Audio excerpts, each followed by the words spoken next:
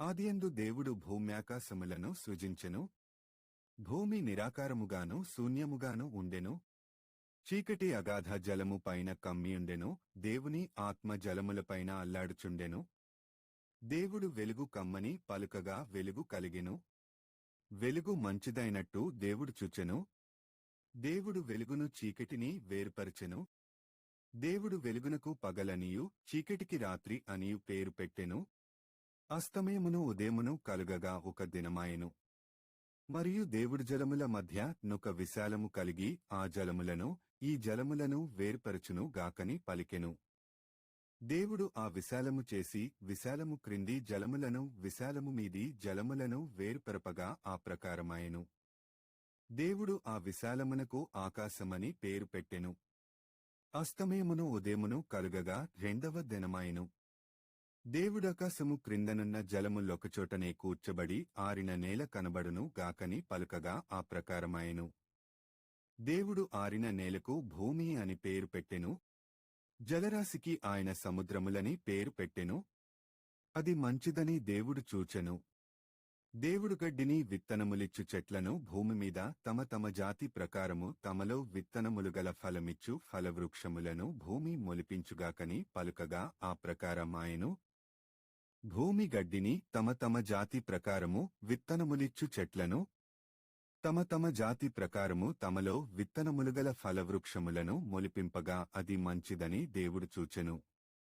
అస్తమయమును ఉదయమును కలుగగా మూడవ దినమాయెను. దేవుడు పగటిని రాత్రిని వేర్పరచినట్లు ఆకాశ విశాలమందు జ్యోతులు కలుగును గాకనియు అవి సూచనలను కాలములను దిన సంవత్సరములను సూచించుటకై యుండుగాకనియు భూమిమీద వెలుగిచ్చుటకు అవి ఆకాశ విశాలమందు జ్యోతులై యుండుగాకనియు పలికెను. ఆ ప్రకారమాయెను. దేవుడు ఆ రెండు గొప్ప జ్యోతులను అనగా పగటిని ఏలుటకు పెద్ద జ్యోతిని రాత్రిని ఏలుటకు చిన్న జ్యోతిని నక్షత్రములను చేసెను. భూమిమీద వెలుగిచ్చుటకును పగటిని రాత్రిని ఏలుటకును వెలుగును చీకటిని వేరుపరచుటకును దేవుడు ఆకాశ విశాలమందు వాటినుంచెను. అది మంచిదని దేవుడు చూచెను. అస్తమయమును ఉదయమును కలుగగా నాలుగవ దినమాయెను. దేవుడు జీవము కలిగి చలించు వాటిని జలములు సమృద్ధిగా పుట్టించును గాకనియ పక్షులు భూమిపైని ఆకాశ విశాలములో ఎగురును గాకనియు పలికెను. దేవుడు జలములలో వాటి వాటి జాతి ప్రకారము జలములు సమృద్ధిగా పుట్టించిన మహామత్స్యములను జీవము కలిగి చలించు వాటినన్నిటినీ దాని దాని జాతి ప్రకారము రెక్కలుగల ప్రతి పక్షిని సృజించెను. అది మంచిదని దేవుడు చూచెను. దేవుడు మీరు ఫలించి అభివృద్ధి పొంది సముద్ర జలములలో నిండియుండుడనియు పక్షులు భూమిమీద విస్తరించును గాకనియు వాటిని ఆశీర్వదించెను. అస్తమయమును ఉదయమును కలుగగా ఐదవ దినమాయెను. దేవుడు వాటి వాటి జాతి ప్రకారము జీవముగల వాటిని అనగా వాటి వాటి జాతి ప్రకారము పశువులను పురుగులను అడవి జంతువులను భూమి పుట్టించుగాకని పలికెను. ఆ ప్రకారమాయెను. దేవుడు ఆయా జాతుల ప్రకారము అడవి జంతువులను ఆయా జాతుల ప్రకారము పశువులను ఆయా జాతుల ప్రకారము నేలను ప్రాకు ప్రతి పురుగును చేసెను. అది మంచిదని దేవుడు చూచెను. దేవుడు మన స్వరూపమందు మన పోలిక చొప్పున నరులను చేయుదము. వారి సముద్రపు చేపలను ఆకాశ పక్షులను పశువులను సమస్త భూమిని భూమిమీద ప్రాకు ప్రతి జంతువును ఏలుదురుగాకనియు పలికెను. దేవుడు తన స్వరూపమందు నరుని సృజించెను. దేవుని స్వరూపమందు వాని సృజించెను. స్త్రీనిగాను పురుషునిగాను వారిని సృజించెను. దేవుడు వారిని ఆశీర్వదించెను. ఎట్లనగా మీరు ఫలించి అభివృద్ధి పొంది విస్తరించి భూమిని నిండించి దానిని లోపరుచుకొనుడి. సముద్రపు చేపలను ఆకాశ పక్షులను భూమిమీద ప్రాకు ప్రతి జీవిని ఏలుడని దేవుడు వారితో చెప్పెను. దేవుడు ఇదిగో భూమిమీదనున్న విత్తనములిచ్చు ప్రతి చెట్టును విత్తనములిచ్చు వృక్షఫలముగల ప్రతి వృక్షమును మీకిచ్చియున్నాను. అవి మీకాహారమగును. భూమిమీదనుండు జంతువులన్నిటికిని ఆకాశ పక్షులన్నిటికిని భూమిమీద ప్రాకు సమస్త జీవులకును పచ్చని చెట్లన్నీయు ఆహారమగునని పలికెను. ఆ ప్రకారమాయెను. దేవుడు తాను చేసినది యావత్తును చూచినప్పుడు అది చాలా మంచిదిగా నుండెను. అస్తమయమును ఉదయమును కలుగగా 6వ దినమాయెను. ఆదికాండము 1వ అధ్యాయం. ఆకాశమును భూమియు వాటిలోనున్న సమస్త సమూహమును సంపూర్తి చేయబడెను.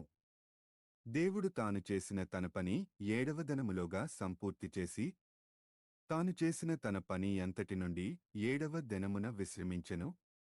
కాబట్టి దేవుడు ఆ 7వ దినమును ఆశీర్వదించి పరిశుద్ధపరచెను. ఏలైనగా దానిలో దేవుడు తాను చేసినట్టియు సృజించినట్టియు తన పని అంతటి నుండి విశ్రమించెను. దేవుడైన యెహోవా భూమిని ఆకాశమును చేసిన దినమందు భూమ్యాకాశములు సృజించబడినప్పుడు వాటి వాటి ఉత్పత్తి క్రమము ఇదే. అదివరకు పొలమందలియే పొదయు భూమిమీద నుండలేదు. పొలమందలి ఏ చెట్టును మొలవలేదు. ఏలైనగా దేవుడైన యెహోవా భూమిమీద వాన కురిపించలేదు, నేలను సేద్యపరచుటక. అయితే ఆవిరి భూమి నుండి లేచి నేల అంతటినీ తడిపెను. దేవుడైన యెహోవా నేలమంటితో నరుని నిర్మించి వాని నాసికా రంధ్రములలో జీవవాయువును ఓదగా నరుడు జీవాత్మ ఆయను. దేవుడైన యెహోవా తూర్పున ఏదెనులో ఒక తోట వేసి తాను నిర్మించిన నరుని దానిలో ఉంచెను. మరియు దేవుడైన యెహోవా చూపు నకు రమ్యమైనదియు ఆహారమునకు మంచిదియునైన ప్రతి వృక్షమును, ఆ తోట మధ్యను జీవవృక్షమును, మంచి చెడ్డల తెలివినిచ్చు వృక్షమును నేల నుండి మొలిపించెను. మరియు ఆ తోటను తడుపుటకు ఏదెనులో నుండి ఒక నది బయలుదేరి అక్కడ నుండి చీలిపోయి 4 శాఖలయెను. మొదటిదాని పేరు పీషోను. అది హవీలా దేశమంతటి చుట్టూ పారుచున్నది. అక్కడ బంగారమున్నది. ఆ దేశపు బంగారము శ్రేష్టమైనది. అక్కడ బోళమును గోమేధికములును దొరుకును. రెండవ నది పేరు గీహోను. అది కూషు దేశమంతటి చుట్టూ పారుచున్నది. మూడవ నది పేరు హిద్దెకెలు. అది అష్షూరు తూర్పు వైపున పారుచున్నది. నాలుగవ నది యూఫ్రటీసు. మరియు దేవుడైన యెహోవా నరుని తీసుకొని ఏదెను తోటను సేద్యపరచుటకును దాని కాచుటకును దానిలో ఉంచెను. మరియు దేవుడైన యెహోవా ఈ తోటలోనున్న ప్రతి వృక్ష ఫలములను నీవు నిరభ్యంతరముగా తినవచ్చును. అయితే మంచి చెడ్డల తెలివినిచ్చు వృక్ష ఫలములను తినకూడదు. నీవు వాటిని తిను దినమున నిశ్చయముగా చచ్చెదవని నరుని కాజ్ఞాపించెను. మరియు దేవుడైన యెహోవా నరుడు ఒంటరిగా నుండుట మంచిది కాదు. వానికి సాటియైన సహాయమును వానికొరకు చేయుదుననుకొనెను. దేవుడైన యెహోవా ప్రతి భూజంతువును ప్రతి ఆకాశపక్షిని నేల నుండి నిర్మించి, ఆదాము వాటికి ఏ పేరు పెట్టునో చూచుటకు అతని యొద్దకు వాటిని రప్పించెను. జీవముగల ప్రతిదానికి ఆదాము ఏ పేరు పెట్టెనో ఆ పేరు దానికి కలిగెను. అప్పుడు ఆదాము సమస్త పశువులకును ఆకాశ పక్షులకును సమస్త భూజంతువులకును పేరులు పెట్టెను. అయినను ఆదామునకు సాటియైన సహాయము అతనికి లేకపోయెను. అప్పుడు దేవుడైన యెహోవా ఆదామునకు గాఢనిద్ర కలుగజేసి అతడు నిద్రించినప్పుడు అతని ప్రక్కటముకలలో ఒకదానిని తీసి ఆ చోటును మాంసముతో పూడ్చివేసెను. తరువాత దేవుడైన యెహోవా తాను ఆదాము నుండి తీసిన ప్రక్కటెముకను స్త్రీనిగా నిర్మించి ఆమెను ఆదాము నొద్దకు తీసుకొని వచ్చెను. అప్పుడు ఆదాము ఇట్లనెను, నా ఎముకలలో ఒక ఎముక నా మాంసములో మాంసము, ఇది నరునిలో నుండి తీయబడెను గనుక నారి అనబడును. కాబట్టి పురుషుడు తన తండ్రిని తన తల్లిని విడిచి తన భార్యను హత్తుకొనును. వారు ఏక శరీరమయుందురు. కాబట్టి పురుషుడు తన తండ్రిని తన తల్లిని విడిచి తన భార్యను హత్తుకొనును. వారు ఏక శరీరమయుందురు. అప్పుడు ఆదామును అతని భార్యయు వారిద్దరూ దిగంబరులుగా నుండిరి. అయితే వారు సిగ్గు ఎరుగకయుండిరి. ఆదికాండము 2వ అధ్యాయము. దేవుడైన యెహోవా చేసిన సమస్త భూజంతువులలో సర్పము యుక్తిగలదై యుండెను. అది ఆ స్త్రీతో, ఇది నిజమా? ఈ తోట చెట్లలో దేని ఫలములనైనను మీరు తినకూడదని దేవుడు చెప్పెనా అని అడిగెను. అందుకు స్త్రీ, తోట చెట్ల ఫలములను మేము తినవచ్చును. అయితే తోట మధ్య ఉన్న చెట్టు ఫలములను గూర్చి దేవుడు మీరు చావుకుండునట్లు వాటిని తినకూడదనియు వాటిని ముట్టకూడదని చెప్పెనని సర్పముతో అనెను. అందుకు సర్పము, మీరు చావనే చావరు. ఏలైనగా మీరు వాటిని తిను దినమున మీ కన్నులు తెరవబడుననియు మీరు మంచి చెడ్డలను ఎరిగిన వారై దేవతలవలె ఉందురనియు దేవునికి తెలియనని స్త్రీతో చెప్పగా స్త్రీ ఆ వృక్షము ఆహారమునకు మంచిదియు కన్నులకు అందమైనదియు వివేకమిచ్చు రమ్యమైనదియునై యుండుట చూచినప్పుడు ఆమె దాని ఫలములలో కొన్ని తీసుకొని తిని తనతోపాటు తన భర్తకును ఇచ్చెను. అతడు కూడా తినెను. అప్పుడు వారిద్దరి కన్నులు తెరవబడెను. వారు తాము దిగంబరులమని తెలుసుకొని అంజూరపు ఆకులు కుట్టి తమకు కచ్చడములను చేసుకొనిరి. చల్లపుటను ఆదామును అతని భార్యయు తోటలో సంచరించుచున్న దేవుడైన యెహోవా స్వరమును విని దేవుడైన యెహోవా ఎదుటికి రాకుండా తోట చెట్ల మధ్యను దాగుకొనగా దేవుడైన యెహోవా ఆదామును పిలిచి నీవు ఎక్కడ ఉన్నావనెను. అందుకతడు నేను తోటలో నీ స్వరము వినినప్పుడు దిగంబరినిగా నుంటిని గనుక భయపడి దాగుకొంటిననెను. అందుకాయన నీవు దిగంబరివని నీకు తెలిపినవాడెవడు?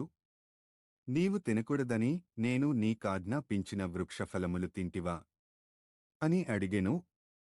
అందుకు ఆదాము నాతో నుండుటకు నీవు నాకిచ్చిన ఈ స్త్రీయే ఆ వృక్షఫలములు కొన్ని నాకియ్యగా నేను తింటిననెను.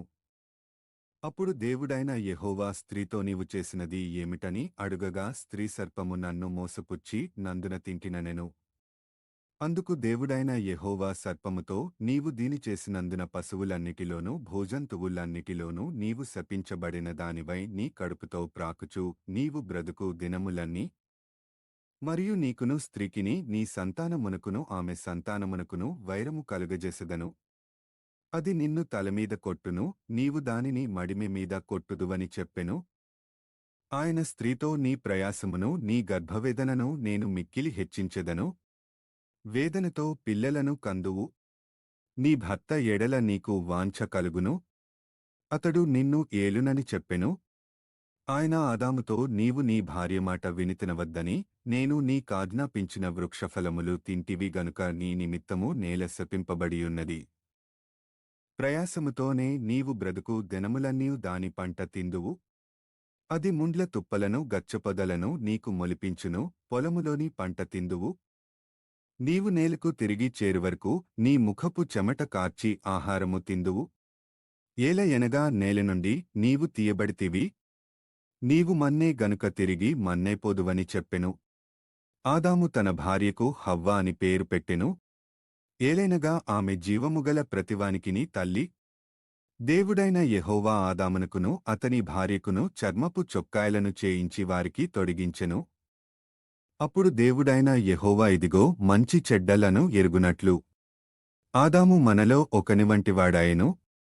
కాబట్టి అతడు ఒకవేళ తన చెయ్యి చాచి జీవవృక్ష ఫలమును కూడా తీసుకొని తిని నిరంతం దేవుడైన యెహోవా అతడు ఏ నేల నుండి తీయబడెనో దాని సేద్యపరచుటకు ఏదెను తోటలో నుండి అతని పంపివేసెను. అప్పుడాయన ఆదామును వెళ్లగొట్టి ఏదెను తోటకు తూర్పు దిక్కున కెరూబులను జీవవృక్షమునకు పోవు మార్గమును కాచుటకు ఇటు అటు తిరుగుచున్న ఖడ్గజ్వాలను నిలువబెట్టెను. ఆదికాండము 3వ అధ్యాయము. ఆదాము తన భార్యైన హవ్వను కూడినప్పుడు ఆమె గర్భవతియే కయీనును కని యెహోవా దయవలన నేనొక మనుష్యుని సంపాదించుకున్నాననెను. తరువాత ఆమె అతని తమ్ముడగు హేబెలును కనెను. హేబెలు గొర్రెల కాపరి, కయీను భూమిని సేద్యపరచువాడు. కొంతకాలమైన తరువాత కయీను పొలము పంటలో కొంత యెహోవాకు అర్పణగా తెచ్చెను. హేబెలు కూడా తన మందలో తొలిచూలున పుట్టిన వాటిలో క్రొవ్విన వాటిని కొన్ని తెచ్చెను. యెహోవా హేబెలును అతని యర్పణను లక్ష్యపెట్టెను. కయీనును అతని యర్పణను ఆయన లక్ష్యపెట్టలేదు. కాబట్టి కయీనుకు మిక్కిలి కోపము వచ్చి అతడు తన ముఖము చిన్నబుచ్చుకొనగా యెహోవా కయీనుతో నీకు కోపమేలా? ముఖము చిన్నబుచ్చుకొని యున్నావేమి? నీవు సత్క్రియ చేసిన ఎడల తలనెత్తుకొనవా? సత్క్రియ చేయనేడల వాకిట పాపము పొంచియుండును. నీ ఎడల దానికి వాంఛ కలుగును, నీవు దానిని ఏలుదువనెను. కయీను తన తమ్ముడైన హేబెలుతో మాటలాడెను. వారు పొలములో ఉన్నప్పుడు కయీను తన తమ్ముడైన హేబెలు మీద పడి అతనిని చంపెను. యెహోవా నీ తమ్ముడైన హేబెలు ఎక్కడున్నాడని కయీను నడుగగా అతడునే నెరుగను. నా తమ్మునికి నేను కావలివాడనా అనెను. అప్పుడాయన నీవు చేసిన పని ఏమిటి? నీ తమ్ముని రక్తము యొక్క స్వరము నేలలో నుండి నాకు మొరపెట్టుచున్నది. కావున నీ తమ్ముని రక్తమును నీ చేతిలో నుండి పుచ్చుకొనుటకు నోరు తెరచిన ఈ నేలమీద ఉండకుండా నీవు శపింపబడినవాడవు. నీవు నేలను సేద్యపరచునప్పుడు అది తన సారమును ఇక మీదట నీకియ్యదు. నీవు భూమిమీద దిగులు పడుచు దేశదిమ్మరివై యుందువనెను. అందుకు కయీనునా దోషశిక్ష నేను భరింపలేనంత గొప్పది. నేడు ఈ ప్రదేశము నుండి నన్ను వెళ్ళగొట్టితివి. నీ సన్నిధికి రాకుండా వెలివేయబడి దిగులుపడుచు భూమిమీద దేశదిమ్మరినే యుందును. కావున నన్ను కనుగొనవాడెవడో వాడు నన్ను చంపునని యెహోవాతో అనెను. అందుకు యెహోవా అతనితో కాబట్టి ఎవడైనను కయీనును చంపిన ఎడల వానికి ప్రతిదండన ఏడంతలు కలుగుననెను. మరియు ఎవడైనను కయీనును కనుగొని అతనిని చంపకయుండునా. అప్పుడు కయీను యెహోవా సన్నిధిలో నుండి బయలుదేరి వెళ్లి ఏదెనుకు తూర్పు దిక్కున నోదు దేశములో కాపురముండెను. కయీను తన భార్యను కూడినప్పుడు ఆమె గర్భవతియై హనోకును కనెను. అప్పుడతడు ఒక ఊరు కట్టించి ఆ ఊరికి తన కుమారుని పేరును బట్టి హనోకను పేరు పెట్టెను. హనోకుకు ఈరాదు పుట్టెను. ఈరాదు మహూయాయేలును కనెను. మహూయాయేలు మతూషాయేలును కనెను. మతూషాయేలు లెమెకును కనెను. లెమెకు ఇద్దరు స్త్రీలను పెండ్లి చేసుకొనెను. వారిలో ఒకదాని పేరు ఆదా, రెండవదాని పేరు సిల్లా. ఆదాయ బాలును కనెను. అతడు పశువులు గలవాడై గుడారములలో నివసించువారికి మూలపురుషుడు. అతని సహోదరుని పేరు యూబాలు. ఇతడు సితారాను సానికను వాడుక చేయువారికందరికిని మూలపురుషుడు. మరియు సిల్లా తూబల్కయినును కనెను. అతడు పదునుగల రాగి పని ముట్లన్నిటినీ ఇనుప పనిముట్లన్నిటినీ చేయువాడు. తూబల్కయిను సహోదరి పేరు నయమా. లెమెకు తన భార్యలతో ఓ ఆదా ఓ సిల్లా, నా పలుకు వినుడి లెమెకు భార్యలారా. నా మాట ఆలకించుడి. నన్ను గాయపరచినందుకై ఒక మనుష్యుని చంపితిని. నన్ను దెబ్బ కొట్టినందుకై ఒక పడుచువాని చంపితిని. ఏడంతలు ప్రతి దండన కయీను కోసము వచ్చిన ఎడల లెమెకు కోసము 77 వచ్చునను. ఆదాము మరల తన భార్యను కూడినప్పుడు ఆమె కుమారుని కనికేయును చంపిన హేబెలునకు ప్రతిగా దేవుడు నాకు మరియొక సంతానమును నియమించునను కొని అతనికి షేతు అను పేరు పెట్టెను. మరియు షేతునకు కూడా కుమారుడు పుట్టెను. అతనికి ఎనోషను పేరు పెట్టెను. అప్పుడు యెహోవా నామమున ప్రార్థన చేయుట ఆరంభమైనది. ఆదికాండము 4వ అధ్యాయము. ఆదాము వంశావళి గ్రంథము ఇదే. దేవుడు ఆదామును సృజించిన దినమున దేవుని పోలికెగా అతని చేసెను. మగవానిగాను ఆడుదానిగాను వారిని సృజించివారు సృజించబడిన దినమున వారిని ఆశీర్వదించి వారికి నరులని పేరు పెట్టెను. ఆదాము 130 ఏండ్లు బ్రతికి తన పోలికెగా తన స్వరూపమున కుమారుని కని అతనికి షేతు అను పేరు పెట్టెను. షేతును కనిన తరువాత ఆదాము బ్రతికిన దినములు 800 ఏండ్లు. అతడు కుమారులను కుమార్తెలను కనెను. ఆదాము బ్రతికిన దినములన్నీయు 930 ఏండ్లు. అప్పుడతడు మూతిబొందెను. షేతు 105 ఏండ్లు బ్రతికి ఎనోషును కనెను. ఎనోషును కనిన తరువాత షేతు 807 ఏండ్లు బ్రతికి కుమారులను కుమార్తెలను కనెను. షేతు బ్రతికిన దినములన్నీయు 912 ఏండ్లు. అప్పుడతడు మూతిబొందెను. ఎనోషు 90 సంవత్సరములు బ్రతికి కేయినానును కనెను. కేయినానును కనిన తరువాత ఎనోషు 815 ఏండ్లు బ్రతికి కుమారులను కుమార్తెలను కనెను. ఎనోషు దినములన్నీయు 905 ఏండ్లు. అప్పుడతడు మూతిబొందెను. కేయినాను 70 ఏండ్లు బ్రతికి మహలలేలును కనెను. మహలలేలును కనెన తరువాత కేయినాను 840 ఏండ్లు బ్రతికి కుమారులను కుమార్తెలను కనెను. కేయినాను దినములన్నీయు 910 ఏండ్లు. అప్పుడతడు మూతిబొందెను. మహలలేలు 65 ఏండ్లు బ్రతికి యెరెదును కనెను. యెరెదును కనెన తరువాత మహలలేలు 830 ఏండ్లు బ్రతికి కుమారులను కుమార్తెలను కనెను. మహలలేలు దినములన్నీయు 895 ఏండ్లు. అప్పుడతడు మూతిబొందెను. యెరెదు 162 బ్రతికి హనోకును కనెను. హనోకును కనిన తరువాత యెరెదు 800 ఏండ్లు బ్రతికి కుమారులను కుమార్తెలను కనెను. ఎరెదు దినములన్నీయు 962 అప్పుడతడు మూతిబొందెను. హనోకు 65 బ్రతికి మెతుషెలను కనెను. హనోకు మెతుషెలను కనిన తరువాత 300 దేవునితో నడుచుచు కుమారులను కుమార్తెలను కనెను. హనోకు దినములన్నీయు 365. హనోకు దేవునితో నడిచిన తరువాత దేవుడతని తీసుకొనిపోయెను గనుక అతడు లేకపోయెను. మెతుషెల 187 బ్రతికి లెమెకును కనెను. మెతుషెల లెమెకును కనిన తరువాత 782 బ్రతికి కుమారులను కుమార్తెలను కనెను. మెతుషెల దినములన్నీయు 969. అప్పుడతడు మూతిబొందెను. లెమెకు 182 బ్రతికి ఒక కుమారుని కని, భూమిని యెహోవా శపించినందువలన కలిగిన మన చేతుల కష్టము విషయములోను మన పని విషయములోను ఇతడు మనకు నెమ్మది కలుగజేయుననుకొని అతనికి నోవహు అని పేరు. లెమెకు నోవహును కనిన తరువాత 195 బ్రతికి కుమారులను కుమార్తెలను కనెను. లెమెకు దినములన్నీయు 777. అప్పుడతడు మూతిబొందెను. నోవహు 500 ఏండ్లు గలవాడై షేమును హామును యాపెతును కనెను. ఆదికాండము 5వ అధ్యాయము. నరులు భూమిమీద విస్తరింపనారంభించిన తరువాత కుమార్తెలు వారికి పుట్టినప్పుడు దేవుని కుమారులు నరుల కుమార్తెలు చక్కనివారని చూచి వారందరిలో తమకు మనస్సు వచ్చిన స్త్రీలను వివాహము చేసుకొనిరి. అప్పుడు యెహోవాన ఆత్మ నరులతో ఎల్లప్పుడును వాదించదు, వారు తమ అక్రమ విషయములో నరమాత్రులై యున్నారు. అయినను వారి దినములు 120 ఏండ్లగునెను. ఆ దినములలో నెఫీలులను వారు భూమి మీద నుండిరి, తరువాతను ఉండిరి. దేవుని కుమారులు నరుల కుమార్తెలతో పోయినప్పుడు వారికి పిల్లలను కనిరి. పూర్వకాలమందు పేరు పొందిన శూరులు వీరే.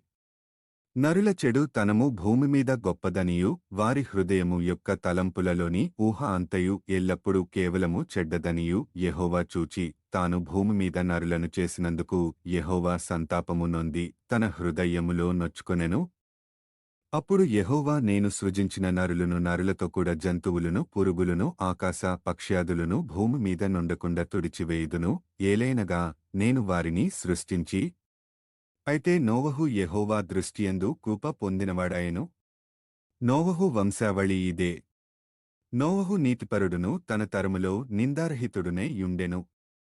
నోవహు దేవునితో కూడా నడచినవాడు. షేము హాము యాపెతను 3 కుమారులను నోవహు కనెను.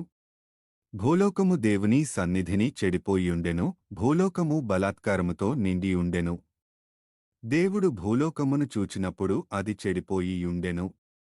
భూమిమీద సమస్త శరీరులు తమ మార్గమును చెరిపివేసుకొని యుండిరి. దేవుడు నోవహు సమస్త శరీరుల మూలముగా భూమి బలాత్కారముతో నిండియున్నది గనుక నా సన్నిధిని వారి అంతము వచ్చియున్నది, ఇదిగో వారిని భూమితో కూడా నాశనము చేయుదును. చితిసారకపు మ్రానుతో నీకొరకు ఓడను చేసుకొనుము. అరలు పెట్టి ఆ ఓడను చేసి లోపటను వెలుపటను దానికి కీలు పూయవలెను. నీవు దాని చేయవలసిన విధమిది: ఆ ఓడ 300 మూరల పొడుగును 80 మూరల వెడల్పును 30 మూరల ఎత్తును గలదైయుండవలెను. ఆ ఓడకు కిటికీ చేసి పైనుండి మూరెడు క్రిందికి దాని ముగించవలెను. ఓడ తలుపు దాని ప్రక్కను ఉంచవలెను. క్రింది అంతస్తు 2వ అంతస్తు 3వ అంతస్తు గలదిగా దాని చేయవలెను. ఇదిగో నేనే జీవవాయువుగల సమస్త శరీరులను ఆకాశము క్రింద నుండకుండా నాశము చేయుటకు భూమిమీదికి జలప్రవాహము రప్పించుచున్నాను. లోకమందున్న సమస్తమును చనిపోవును.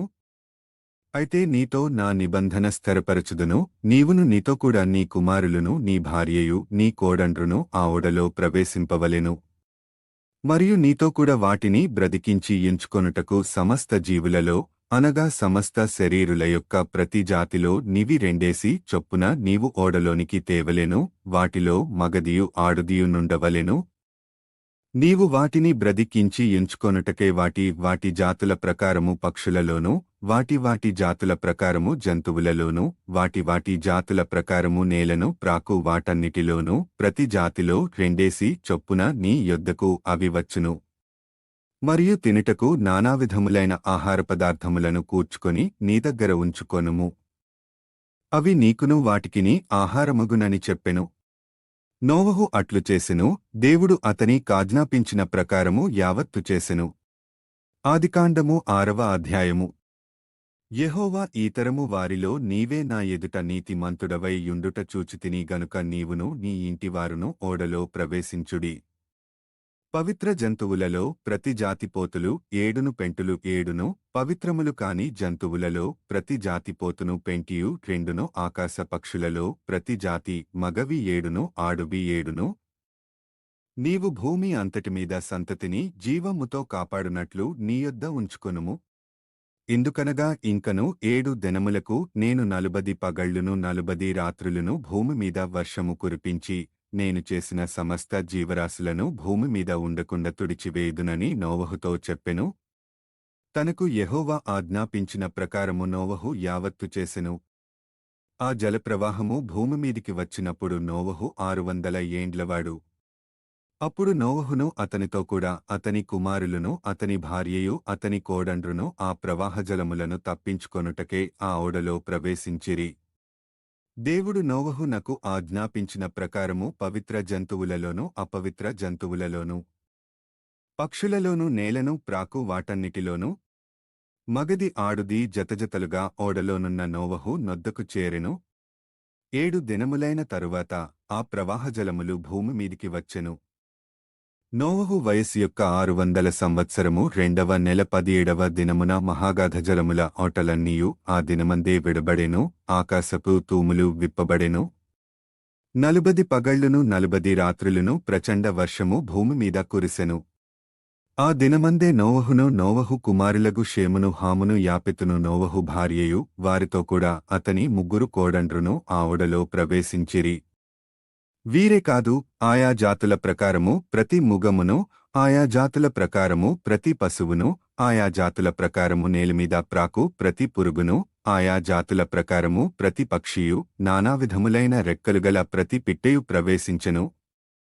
జీవాత్మగల సమస్త శరీరులలో రెండేసి ఓడలోనున్న నోవహు నొద్ద ప్రవేశించెను.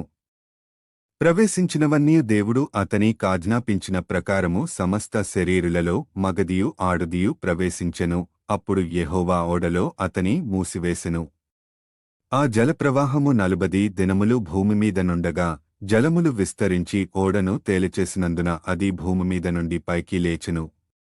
జలములు భూమిమీద ప్రచండముగా ప్రబలి మిక్కిలి విస్తరించినప్పుడు ఓడ నీళ్లమీద నడిచెను.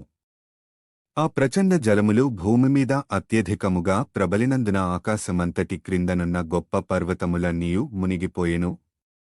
15 మూరల ఎత్తున నీళ్లు ప్రచండముగా ప్రబలెను గనుక పర్వతములును మునిగిపోయెను. అప్పుడు పక్షులేమి పశువులేమి మృగములేమి భూమిమీద ప్రాకు పురుగులేమి భూమిమీద సంచరించు సమస్త శరీరులేమి సమస్త నరులేమి చచ్చిపోయిరి. పొడి నేలమీదనున్న వాటన్నిటిలోనూ నాసికారంధ్రములలో జీవాత్మ సంబంధమైన ఊపిరిగలవన్నీయు చనిపోయెను. నరులతో కూడా పశువులును పురుగులును ఆకాశపక్షులును నేలమీదనున్న జీవరాశులన్నీయు తుడిచివేయబడెను. అవి భూమిమీద నుండకుండా తుడిచివేయబడెను. నోవహును అతనితో కూడా ఆ ఓడలో నున్నవి మాత్రము మిగిలియుండెను. 180 దినముల వరకు నీళ్లు భూమిమీద ప్రచండముగా ప్రబలెను. ఆదికాండము 7వ అధ్యాయము. దేవుడు నోవహును అతనితో కూడా ఓడలోనున్న సమస్త జంతువులను సమస్త పశువులను జ్ఞాపకము చేసుకొనెను. దేవుడు భూమిమీద వాయువు విసరునట్లు చేయుట వలన నీళ్లు తగ్గిపోయెను. అగాధ జలముల ఓటలును ఆకాశపు తూములను మూయబడెను. ఆకాశమునుండి కురియుచున్న ప్రచండ వర్షము నిలిచిపోయెను. అప్పుడు నీళ్లు భూమిమీద నుండి క్రమక్రమముగా తీసిపోవుచుండెను. 180 దినములైన తరువాత నీళ్లు తగ్గిపోగా 7వ నెల 17వ దినమున ఓడ అరారతు కొండలమీద నిలిచెను. నీళ్లు 10వ నెల వరకు క్రమముగా తగ్గుచువచ్చెను. 10వ నెల మొదటి దినమున కొండల శిఖరములు కనబడెను. 40 దినములైన తరువాత నోవహు తాను చేసిన ఓడకిటికీ తీసి ఒక కాకిని వెలుపలికి పోవిడిచెను. అది బయటికి వెళ్లి భూమిమీద నుండి నీళ్లు ఇంకిపోవు వరకు ఇటు అటు తిరుగుచుండెను. మరియు నీళ్లు నేలమీద నుండి తగ్గెనవో లేదో చూచుటకు అతడు తన యొద్ద నుండి నల్లపావురం ఒకటి వెలుపలికి పోవిడిచెను. నీళ్లు భూమి అంతటి మీద నున్నందున తన అరకాలు నిలుపుటకు దానికి స్థలము దొరకలేదు గనుక ఓడలోనున్న అతని యొద్దకు తిరిగి వచ్చెను. అప్పుడతడు చెయ్యి చాపి దాని పట్టుకొని ఓడలోనికి తీసుకొనెను. అతడు మరి 7 దినములు తాళి మరల ఆ నల్ల పావురమును ఓడలో నుండి వెలుపలికి విడిచెను. సాయంకాలమున అది అతని యొద్దకు వచ్చి నప్పుడు త్రుంచబడిన ఓలివ చెట్టు ఆకు దాని నోట నుండెను గనుక నీళ్లు భూమి మీద నుండి తగ్గిపోయెనని నోవహునకు తెలిసెను. అతడింక మరి 7 దినములు తాళి ఆ పావురమును వెలుపలికి విడిచెను. ఆ తరువాత అది అతని యొద్దకు తిరిగి రాలేదు. మరియు 601వ సంవత్సరము మొదటి నెల తొలిదినమున నీళ్లు భూమి మీద నుండి ఇంకిపోయెను. నోవహు ఓడ కప్పు తీసి చూచినప్పుడు నేల ఆరియుండెను. 2వ నెల 27వ దినమున భూమి ఎండియుండెను. అప్పుడు దేవుడు నీవును నీతో కూడా నీ భార్యయు నీ కుమారులును నీ కోడండ్రును ఓడలో నుండి బయటికి రండి. పక్షులు పశువులు భూమిమీద ప్రాకు ప్రతి జాతి పురుగులు మొదలైన సమస్త శరీరులలో నీతో కూడనున్న ప్రతి జంతువును వెంటబెట్టుకొని వెలుపలికి రావలెను. అవి భూమిమీద బహుగా విస్తరించి భూమిమీద ఫలించి అభివృద్ధి పొందవలెనని నోవహుతో చెప్పెను. కాబట్టి నోవహును అతనితో కూడా అతని కుమారులను అతని భార్యయు అతని కోడండ్రును బయటికి వచ్చిరి. ప్రతి జంతువును ప్రాకు ప్రతి పురుగును ప్రతి పిట్టయు భూమిమీద సంచరించునవన్నీయు వాటి వాటి జాతుల చొప్పున ఆ ఓడలో నుండి బయటికి వచ్చెను. అప్పుడు నోవహు యెహోవాకు బలిపీఠము కట్టి పవిత్ర పశువులన్నిటిలోనూ పవిత్ర పక్షులన్నిటిలోనూ కొన్ని తీసుకొని ఆ పీఠము మీద దహనబలి అర్పించెను. అప్పుడు యెహోవా ఇంపైన సువాసన నాఘ్రాణించీక మీదట నరులను బట్టి భూమిని మరల శపించెను. ఎందుకనగా నరుల హృదయాలోచన వారి బాల్యము నుండి చెడ్డది. నేనిప్పుడు చేసిన భూమి నిలిచియున్నంతవరకు వెదకాలమును కోతకాలమును శీతోష్ణములును వేసవి శీతకాలములును రాత్రింబగళ్ళును ఉండక మానవని తన హృదయములో అనుకొనెను. మరియు దేవుడు నోవహును అతని కుమారులను ఆశీర్వదించి మీరు ఫలించి అభివృద్ధి పొంది భూమిని నింపుడి.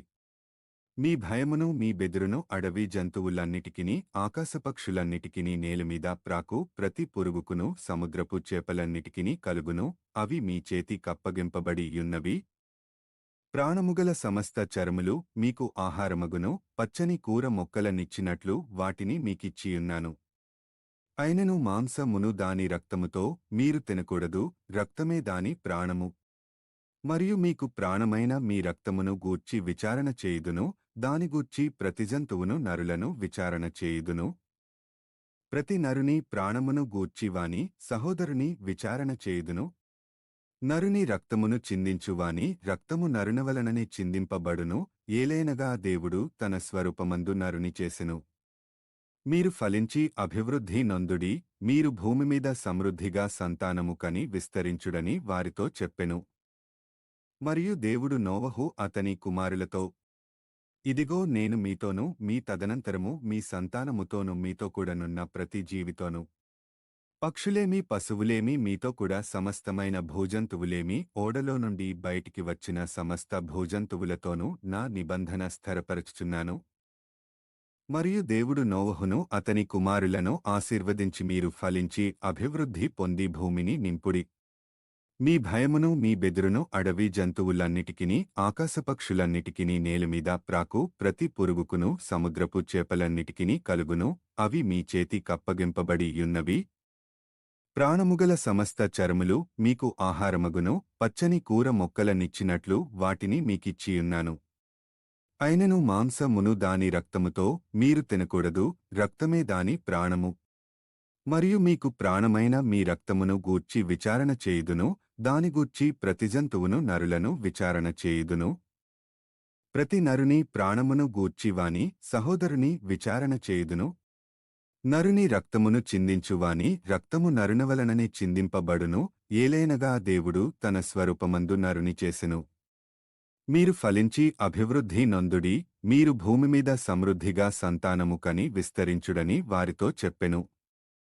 మరియు దేవుడు నోవహు అతని కుమారులతో, ఇదిగో నేను మీతోనూ మీ తదనంతరము మీ సంతానముతోనూ మీతో కూడనున్న ప్రతి జీవితోనూ పక్షులేమి పశువులేమి మీతో కూడా సమస్తమైన భూజంతువులేమి ఓడలో నుండి బయటికి వచ్చిన సమస్త భూజంతువులతోనూ నా నిబంధన స్థిరపరచుచున్నాను.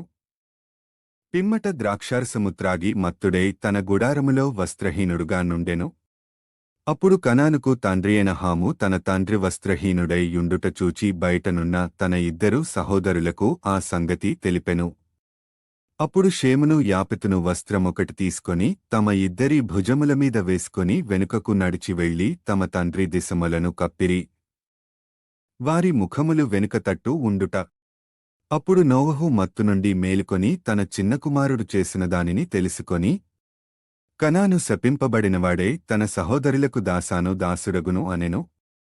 మరియు అతడు షేము దేవుడైన యెహోవా స్తుతింపబడునుగాక, కనాను అతనికి దాసుడగును. దేవుడు యాపెతును విశాలపరచును, అతడు షేము గుడారములలో నివసించును, అతనికి కనాను దాసుడగును అనెను. ఆ జలప్రవాహము గతించిన తరువాత నోవహు 380 ఏండ్లు బ్రతికెను. నోవహు బ్రతికిన దినములన్నీయు 980 ఏండ్లు. అప్పుడతడు మూతిబొందెను. ఇది నోవహు కుమారుడగు షేము హాము యాపెత్ అను వారి వంశావళి. జలప్రళయము తరువాత వారికి కుమారులు పుట్టిరి. యాపెతు కుమారులు గోమెరు, మాగోగు, మాదయి, యావాను, తుబాలు, మెషెకు, తీరసు అనువారు. గోమెరు కుమారులు అష్కనజు, రీఫతు, తోగర్మా అనువారు.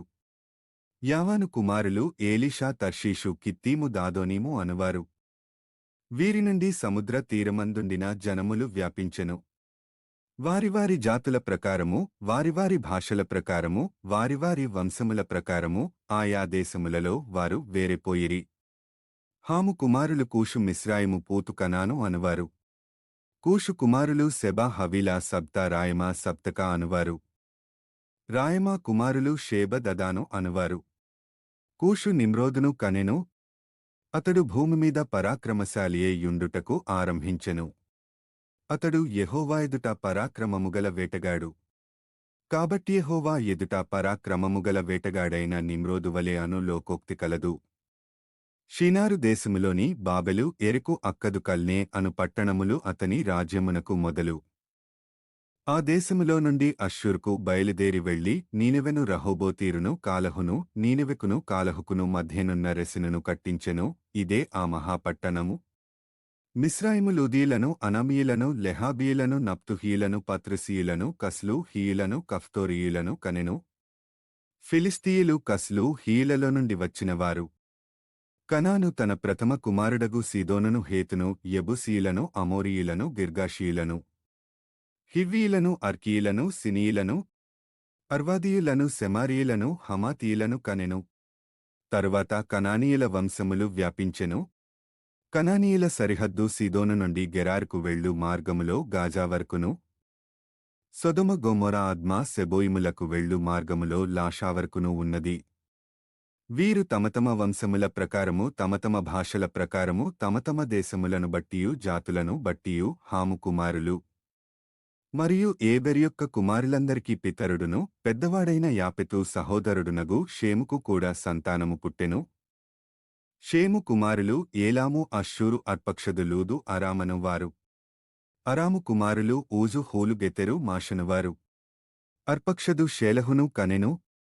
షేలహు ఏబెరును కనెను. ఏబెరుకు 2 కుమారులు పుట్టిరి.